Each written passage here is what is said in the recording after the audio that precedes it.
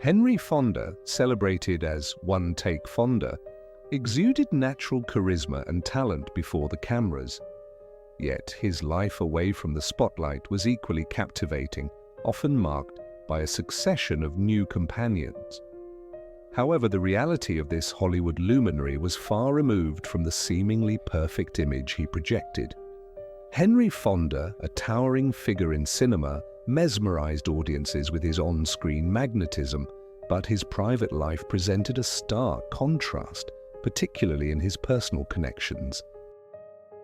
Behind the scenes, Fonda's intricate bond, a mix of friendship and rivalry with Jimmy Stewart, coupled with a romantic entanglement involving Margaret Sullavan, added significant depth to his story.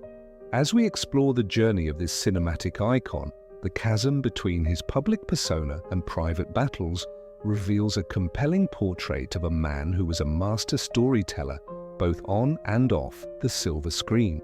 Henry Fonda's early years were marked by an unusual upbringing.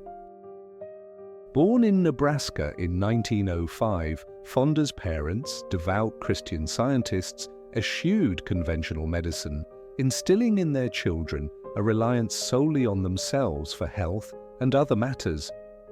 This environment proved less than ideal for young Henry, whose struggles began early. As a boy, he experienced an exceptionally awkward phase. He was not only short for his age, but also cripplingly shy, a consequence of his sheltered youth, which offered little practice in social interaction. He found it difficult to even meet the gaze of girls other than his own sisters, and learned to suppress his emotions, a habit that would later have profound repercussions. Fonda's formative years were filled with typical American activities: sports, assisting his father at his printing plant, and pursuing a journalism degree at the University of Minnesota. Then everything shifted. By his early 20s, Fonda had grown into a strikingly tall 6-footer. This burgeoning heartthrob joined the Omaha Community Playhouse, an event that, unbeknownst to him, marked the commencement of his life's trajectory. It was at the Omaha Community Playhouse that Fonda truly established himself. Dixie Gall, the mother of the renowned actor Marlon Brando, encouraged Fonda to audition, and he embraced the stage with natural ease. Soon, Fonda became engrossed in all aspects of theatre, from set design to production. Despite his obvious talent, a significant challenge persisted. He was profoundly self-conscious about his acting abilities. The only way he could manage a performance was by completely immersing himself in the character, using the role as a shield. This coping mechanism, while effective, was far from healthy.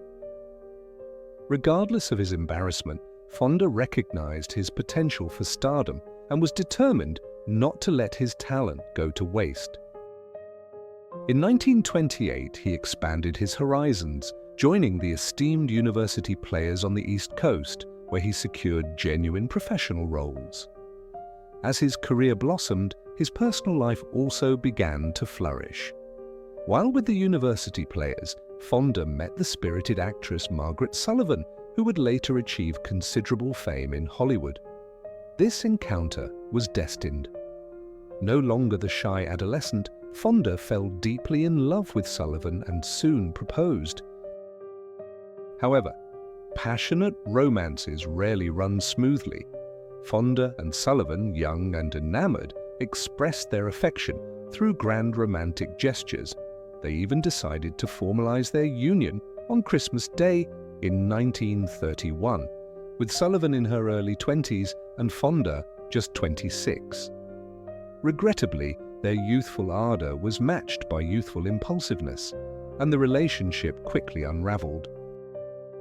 Where Fonda had spent his life learning to suppress his emotions, Sullavan was known for her fiery temper, and their personalities predictably clashed. During one 4th of July celebration, Sullavan refused to contribute to the fireworks fund. An irked Fonda made a passive-aggressive remark to another actor within her earshot. Sullivan's reaction was nothing short of explosive, Without a second thought, she rose from the dinner table, grabbed a pitcher of ice water, and doused Henry Fonda's head. True to his upbringing, Fonda remained silent, simply exiting the room, while Sullavan, apparently satisfied, returned to her meal. It was hardly surprising that their union was doomed. Fonda and Sullavan made a concerted effort to make their marriage work, even relocating to New York City to pursue their careers together. Despite their best intentions, their relationship ended abruptly and somewhat embarrassingly, separating after a mere 2 months, before the initial honeymoon phase had even concluded in early 1932. Furthermore, it seemed Fonda had not learned from his first marital failure. If anything, the dissolution of his relationship with Sullavan ushered in the most scandalous chapter of his life. Free from the vivacious Sullavan, Fonda was single and ready to socialize, and he had the perfect companion for his endeavors. Shortly after their separation, Fonda moved in with another budding star, Jimmy Stewart, a fellow small-town native. The actors quickly formed a strong bond and gained a reputation as avid romancers. Soon they ascended to the pinnacle of their shared pursuits. From that point on, wherever Henry went, Jimmy followed, and together they relocated to Hollywood in 1935. This move proved life-altering for Fonda. In contrast to his struggling days in New York, in Hollywood, he landed a leading role in The Farmer Takes a Wife. Soon, he and Stewart were entertaining starlets like Carole Lombard and residing near Greta Garbo. In 1936, Fonda remarried, this time to the glamorous but emotionally fragile socialite Frances Ford Seymour Brokaw. This union proved ill-advised. Brokaw was a recent widow still grieving the loss of her husband. Once again, the emotionally distant Fonda had married a woman consumed by anger and sorrow, and this time reconciliation would not be easily achieved. Despite this fundamental incompatibility, Fonda was, at least initially, committed to being a devoted family man. He and Brokaw had 2 children together, the future actors Jane Fonda and Peter Fonda. Henry even postponed filming his acclaimed movie Jezebel to be present for Jane's birth in 1937. He also made efforts in other respects, but, as we will see, his plans did not materialize as intended. Over the ensuing years, Fonda transitioned from a promising newcomer to a prominent Hollywood figure. By the time he secured the lead in the 1940 classic The Grapes of Wrath, a role he actively pursued over the more established actor Tyrone Power, he had officially arrived, earning an Academy Award nomination in the process. Then, everything began to unravel. In the early 1940s, World War II raged across Europe, and even the most celebrated Hollywood stars could not remain indifferent, particularly the honor-bound Fonda. Without much hesitation, he left both California and his young family to enlist in the armed forces, having famously quipped, "I don't want to be in a fake war in a studio." Tragically, he had a great deal to lose. Upon his return from the harrowing experiences of World War II, Fonda had not merely changed, he had become a hardened, detached individual. His family suffered the most. Fonda found it exceedingly difficult to express his emotions, and any perceived demands for affection from his wife or children would trigger terrifying outbursts of rage that echoed through their home. Moreover, Fonda significantly impacted both his children in profoundly negative ways. Peter Fonda recalled that his father never uttered, "I love you," or expressed any reciprocal affection until he was quite elderly. Jane Fonda admitted that her father instilled in her the belief that one must appear flawless to be loved. Clearly, he was not an exemplary father, and he was an even worse husband.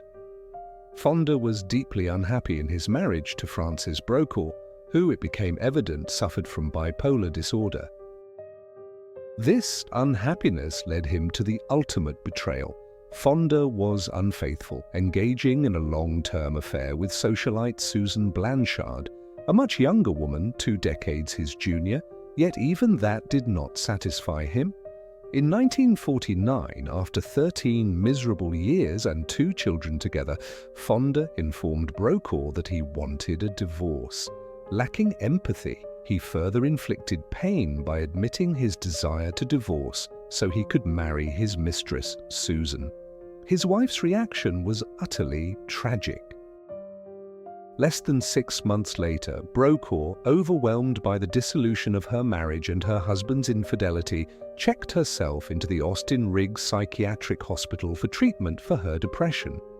For months, Fonda's wife grappled with the emotional devastation inflicted by her cruel ex-husband. Sadly, her suffering was just beginning. On April 14, 1950, just 10 days after her 42nd birthday, Frances Ford Seymour took her own life while still undergoing treatment for her mental illness. Fonda must have been devastated by the horrific news and its implications for his young family. However, his subsequent reaction to the tragedy has become infamous. When Frances passed away, Fonda's children, Jane and Peter, were only 12 and 10 years old. Believing he was protecting them, Fonda told them a terrible lie. Instead of revealing the true circumstances of their mother's death, Fonda claimed she had died of heart failure. While this deception might be somewhat understandable, his subsequent actions were certainly not. Fonda was a man who only ever did things halfway, and he escalated his dishonesty about Frances to another level. Perhaps fearing any excessive emotional displays, Fonda did not allow his own children to attend their mother's funeral. Instead, he arranged a hurried ceremony with only himself and his mother-in-law present. But that was not all. Fonda's final act of cruelty was a doozy. To completely conceal the truth from his children, he cancelled all newspaper and magazine subscriptions to their home, lest they encounter a story about it. Henry Fonda's endeavours. Young Jane discovered the somber truth about her mother's devastating demise while perusing a periodical in a study hall. However, as we will soon observe, there remained one final agonizing account, a bitter legacy contained within her concluding correspondence. All this turmoil might have compelled Fonda to reconsider his life choices, yet it proved insufficient.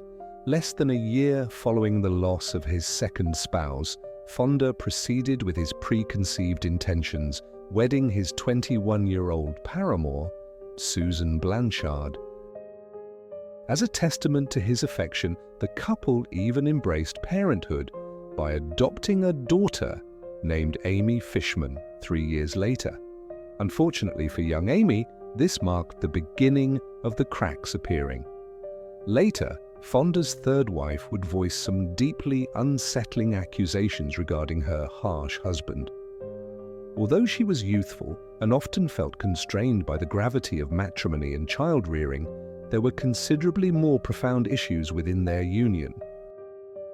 She contended that Fonda expected her to be a geisha, perpetually flawless and assiduous in ensuring that no unpleasantness would disrupt his existence.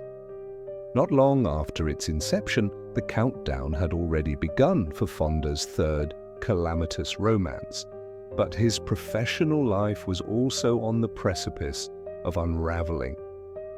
In 1955, Fonda found himself entangled in a ferocious and heartbreaking conflict. For decades, he had collaborated with the acclaimed Western director John Ford on numerous iconic motion pictures, including My Darling Clementine from 1946, and had forged a strong rapport with him. That year, he was slated to star in Ford's forthcoming World War II epic, Mr. Roberts, and anticipation was high for a triumphant production. Yet, things took an unexpected turn. From the outset of filming, it became evident that Ford harbored animosity. The celebrated director clashed with Fonda's co-star James Cagney, who subsequently labelled him truly a nasty old man. Soon thereafter, Ford redirected his ire towards his long-standing associate Fonda. In an incident that has since become notorious, Ford, in a fit of rage, physically struck Fonda in the mouth. There was no possibility of reconciliation. Fonda severed ties with Ford, both as a friend and a professional collaborator. From that point onward, even after Ford extended an apology, the sentiment was clear. Once you lose Henry Fonda, you never get him back. In 1956, a mere 3 years after their adoption of a child, Fonda and his third wife, Susan Blanchard, officially parted ways, and Fonda was firmly entrenched in a midlife existential crisis. Months later, he remarried, this time to a captivating Italian aristocrat, Baroness Afdera Franchetti, a name that epitomizes the quintessential choice for a fourth wife. As the 1960s loomed, Fonda nearly lost the most cherished companion he had ever known. He and Jimmy Stewart had maintained their steadfast camaraderie through all of life's vicissitudes. However, misfortune was on the horizon. While Stewart was a staunch Republican, Fonda was a committed Democrat. And the decade was rife with political tensions, poised to ignite their differing viewpoints. And ignite they did. One day, Fonda and Stewart engaged in a monumental emotional dispute concerning politics, an argument that rivaled any of his dramatic performances. It was so devastating that it nearly concluded their friendship, which had already endured significant challenges. It was widely suspected that Fonda's close friend, Jimmy Stewart, harbored feelings for Margaret Sullavan, but Brooks' account confirmed that Sullavan reciprocated his affections. She asserted that her mother had a year-long affair with Stewart while still married to Fonda. Fonda's most celebrated role today is arguably his portrayal of Juror 8 in 12 Angry Men, the individual who passionately persuades the jury towards a not guilty verdict. The film stands as an absolute classic, yet its inauspicious beginnings are known to few. It was a commercial failure upon its release, and Fonda, who also served as the film's producer, vowed never to assume an executive role again. By the 1970s, Fonda was in his late 60s, yet his dedication to his craft only intensified. In fact, he was working with such relentless fervor that it ultimately took a toll. In 1974, while performing in a stage production, he suddenly collapsed from exhaustion. But did this deter him? Absolutely not. The seasoned performer received a pacemaker and triumphantly returned to the play. The following year, as Fonda entered his elder years, his daughter Jane acquired the film rights to Ernest Thompson's play On Golden Pond. The motivation behind this acquisition was deeply poignant. Jane believed the play, which explores the complex dynamic between an emotionally reserved father and his daughter, offered a perfect avenue for them to address their own personal issues. One particularly heartrending moment on set underscored her insight. During a scene where Jane's character expresses her desire for reconciliation and friendship, a subtle gesture nearly broke the famously stoic Henry Fonda.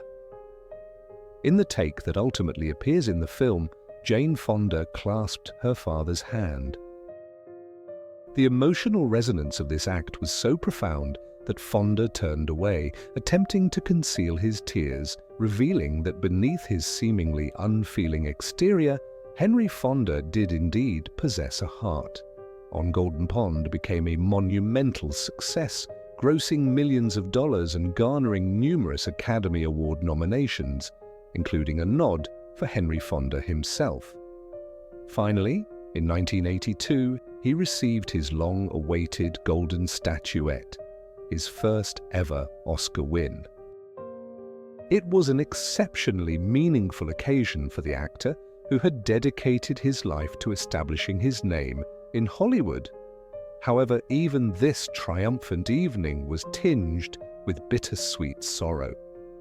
By the time of the Academy Award ceremony that year, the aging and infirm Fonda was too unwell to attend. Instead, his daughter delivered a deeply moving tribute on his behalf, ascending the stage to say, I bet when he just heard it now, he said, "Hey, ain't I lucky?" as if luck had anything to do with it. When Fonda's daughter Jane expressed her aspiration to pursue acting, she sought her father's counsel regarding his professional methods. The legendary actor's response was unexpected. He became defensive about the prospect of dissecting his creative processes and emotional experiences, retorting, "I don't know, I stand there, I think about my wife, I don't know." The ladies may have adored Henry Fonda, but his romantic life was consistently fraught with misfortune. In 1961, his marriage to the Italian Baroness Afdera Franchetti also dissolved. Nevertheless, he resolved to try once more, entering into his fifth marriage in 1965 with Shirley May Adams, a woman decades younger than him. This union, however, proved enduring, and they remained together until the end of his days. As Fonda transitioned into a seasoned figure in Hollywood, his career experienced a resurgence. To this day, one of his most iconic roles is that of the villain Frank in Sergio Leone's masterpiece, Once Upon a Time in the West. Yet Fonda almost missed this pivotal opportunity. He initially declined the part until Leone journeyed from Italy to the United States to persuade him. Although Fonda's performance as Frank in Once Upon a Time in the West has become a benchmark for formidable antagonists, it could have unfolded differently. To embody the villain, Fonda had brought custom contact lenses to the set to obscure his world-renowned blue eyes and project a less innocent demeanor. It was Leone who wisely convinced the actor that the stark contrast between this malevolent character and those piercing baby blue eyes would be utterly electrifying. Everyone appreciates a compelling narrative of cinematic what-ifs, and Henry Fonda has a monumental one. In the 1960s, Leone envisioned Fonda for the iconic role of the man with no name in his Dollars trilogy, which includes the seminal film The Good, the Bad, and the Ugly. The actor refused, and the part ultimately went to Clint Eastwood. Fonda's marital entanglements and extramarital liaisons were exceptionally tumultuous, but they paled in comparison to some of the romantic overtures he received. While filming Daisy Kenyon in 1947 with Joan Crawford, his co-star developed an overwhelming infatuation with him and made no secret of her desires. Crawford commissioned the costume department to craft a custom red sequin jockstrap, which she then presented to the star in a gift box. The situation escalated to even greater awkwardness. Initially, Fonda, accustomed to maintaining a strong, silent persona, failed to acknowledge Crawford's risque present. Consequently, Crawford resorted to a more direct approach. During a scene where Fonda was carrying her up a flight of stairs, she leaned in and requested that he model the underwear for her in private. As Fonda recounted, when she whispered the invitation, he nearly dropped her. When the emotional storm surrounding Brooke's passing had subsided, the distressed woman continued to cast a shadow over Fonda's life. Before her demise, she had penned no fewer than 6 farewell letters to her loved ones, but there was one bitter omission. She had not written a single word to Fonda himself. Brooke's therapist at the asylum believed she understood the reason. Therapists are expected to maintain objectivity, but apparently this was not the case when it came to Henry Fonda. Brooke's doctor provided a profoundly unsettling portrayal of the actor through his late wife's final therapy sessions.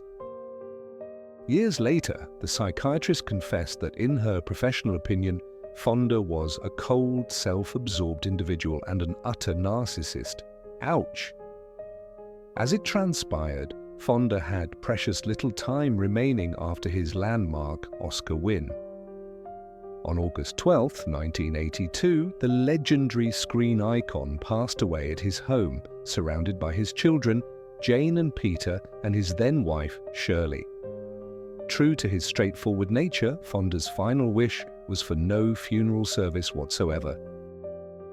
In summation, Henry Fonda's enduring legacy demonstrates that even the most captivating tales of Hollywood can conceal shadows beneath the glare of the spotlight. Despite earning accolades for his effortless on-screen prowess, the glamorous facade of his life concealed a more complex reality. Beyond the dazzling lights of Tinseltown, Fonda's personal journey was characterized by intricate relationships, a perpetual whirlwind of romances, and the delicate interplay of friendship and rivalry with Jimmy Stewart. The romantic entanglement involving Fonda, Stewart, and Margaret Sullavan added yet another layer of complexity to the actor's narrative. As we delve into the life of this cinematic icon, the disparity between his public persona and his private struggles reveals a captivating portrait of a man who, much like the characters he portrayed, navigated the intricate script of his life with both triumphs and tribulations. Henry Fonda's story serves as a poignant reminder that the most brilliant stars can also cast the deepest shadows, leaving an indelible mark not only on the cinematic landscape, but also within the annals of Hollywood's rich history. Well, that concludes the remarkable and scandalous life of Henry Fonda. If you've enjoyed these narratives, please show your appreciation by hitting the like button and subscribing to our channel. Stay tuned, as we will return soon with more captivating stories.